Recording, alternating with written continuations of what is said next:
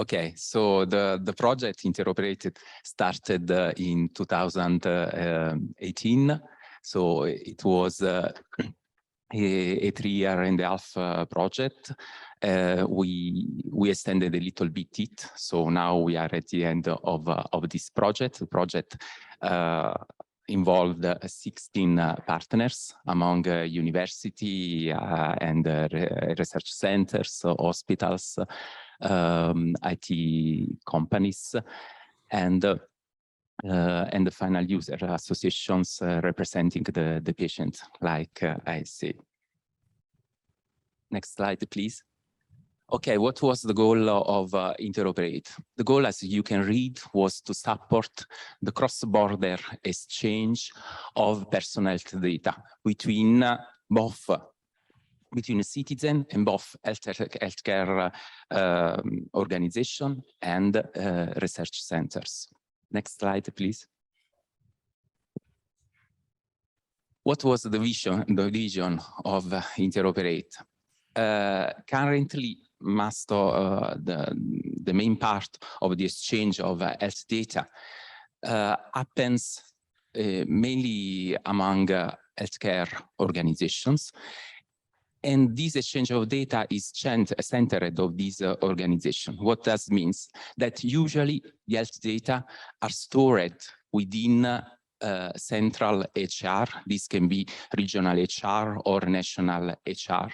The exchange of information with the healthcare organization usually happens with this centralized HR.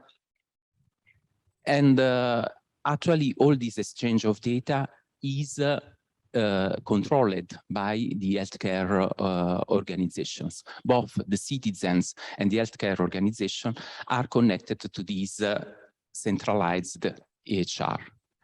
The idea of Interoperate is to complement this approach with a more decentralized approach, where the data are not just stored on these regional HR, on these central systems, but are also replicated, stored on the mobile devices of the citizen, so that every citizen can bring with him his own health data, can consult him also when the device is offline. So in any moment he can see to this data.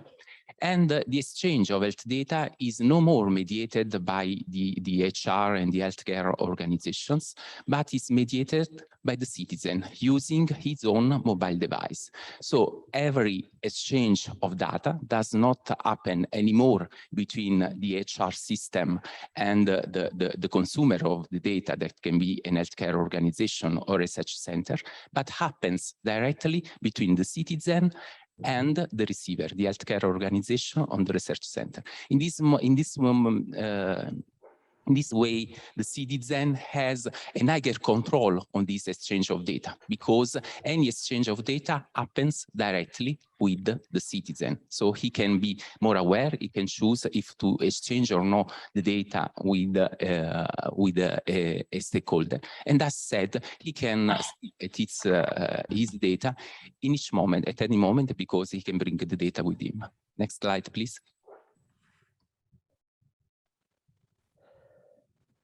Okay, thank you. From the technical point of view, the goal of Interoperate was the specification of different communication protocols, IT protocols, in order to enable this communication between the citizen and the healthcare organization and the research center. Specifically, we specified 5 different communication protocols that are needed to realize mainly 3 different use cases, 3 different scenarios. One use case was to allow the exchange of data during a medical visit. For this, we specified a new protocol called D2D, that means device to device, that allows the direct exchange of data between the device of the citizen and the device of the healthcare professionals during the medical visit.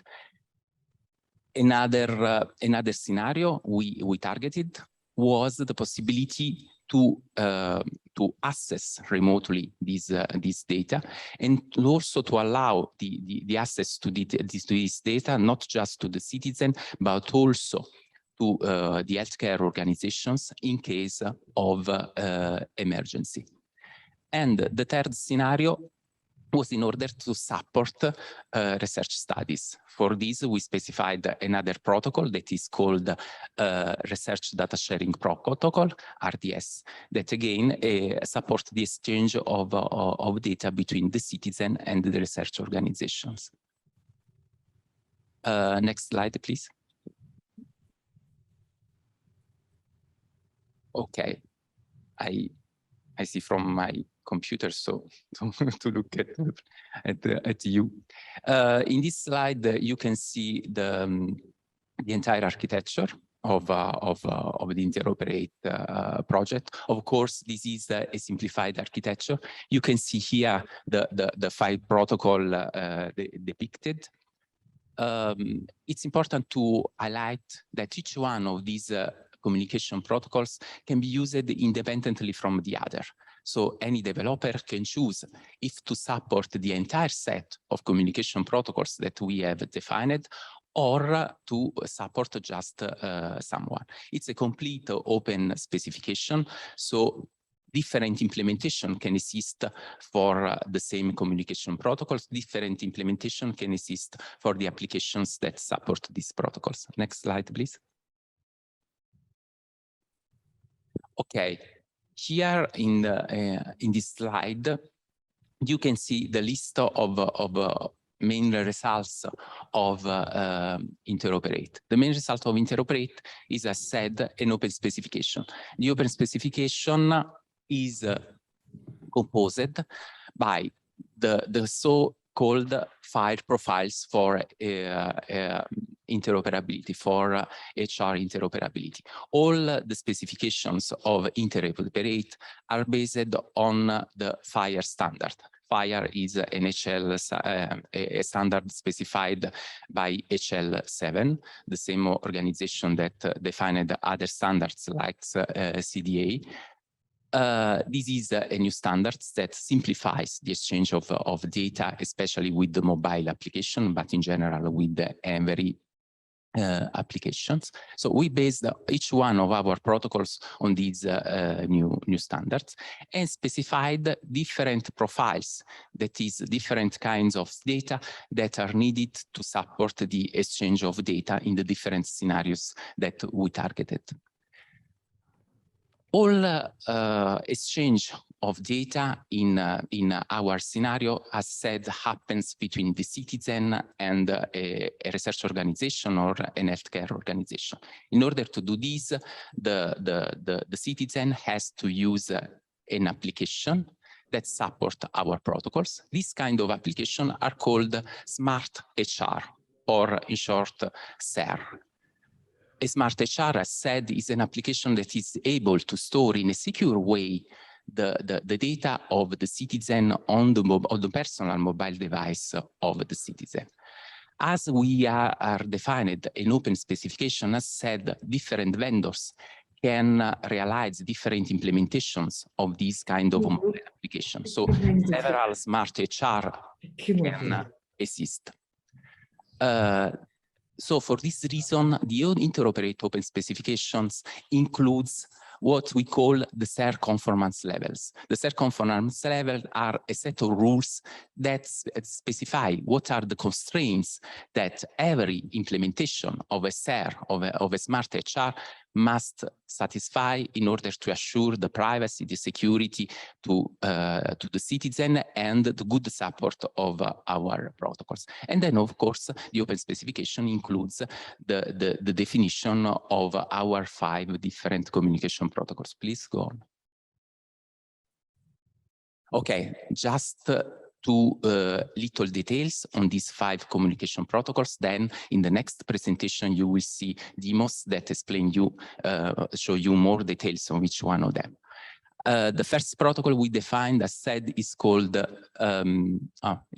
one, is the R2D access protocol. These protocols is needed for the citizen to retrieve the data, also legacy data, also data produced before of interoperate, produced by the healthcare organization. So the R2D access protocol is a protocol to download using the internet the data and to store them on the mobile device of the citizen, on the SER of the citizen. Next slide, please. The next protocol defined is the device-to-device protocol, D2D. This protocol, differently from the previous one, is based on the Bluetooth. This means that the exchange of data can happen also when internet is not available. So using this protocol that is highly secure because it's a peer-to-peer protocol that connects just the mobile device of the citizen with the device of the healthcare professionals, it's possible to exchange the data, for example, during a medical visit or in another situation where an healthcare professional needs to look at the data of the citizen. Next slide, please. We defined also all these protocols in order to avoid as much as possible the usage of cloud services. It is not required that the citizen store the health data on some cloud repository. But in any case, we left as an option the possibility, if you want, for the citizen to store the data on such kind of services. So we defined a set of constraints that secure cloud services must satisfy in order to store the data of the citizen, and defined another protocol called R2D backup that the citizen can use to backup the data on these cloud services in order to restore the data if, for example, he loses his mobile device. The protocol is very strict. On the cloud service is possible to store only encrypted data. The owner of the SER cloud service will be not able to read the data sent by the citizen. Next slide, please. Then we thought to another scenario, as said before, the possibility to access this data also in case of emergency, also in case that the citizen is not able to use his own mobile device. In this case, if the citizen chooses to use the SER cloud services, he can also enable, optionally again, the possibility in case of emergency to the healthcare professional to access this data. This other protocol that is called R2D emergency enable the healthcare professionals in case of emergency to access directly the cloud repository of the citizen, to download the data and to de-encrypt the data to access to them and to care the citizen. Next slide, please.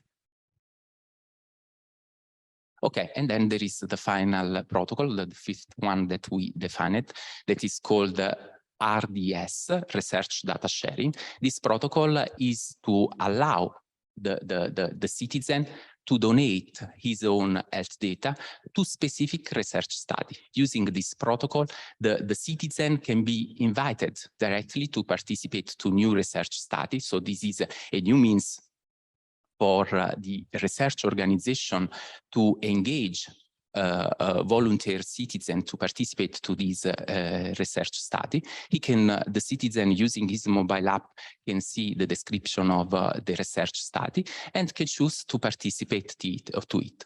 Only in case that the citizen decides to participate, the required data from the research study are shared with the research studies participant, only with the organizations, the specific organization that participates to this research study. An interesting aspect of this protocol is that the mobile application automatically tries to match the enrollment criteria of the research study with the content of the SER mobile application. This matching happens just within the mobile application without any exchange of data to find the citizen that could participate to a research study. But only if the citizen decides to participate, their data are shared with the research organization.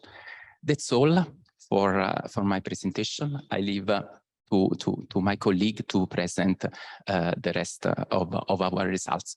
All our results from the implementation point of view are collected in what we call the interoperate framework. It's a collection of reusable components you will see now in the demo that can be used by any developers to realize applications similar to the ones that you will see in the next. Thank you very much.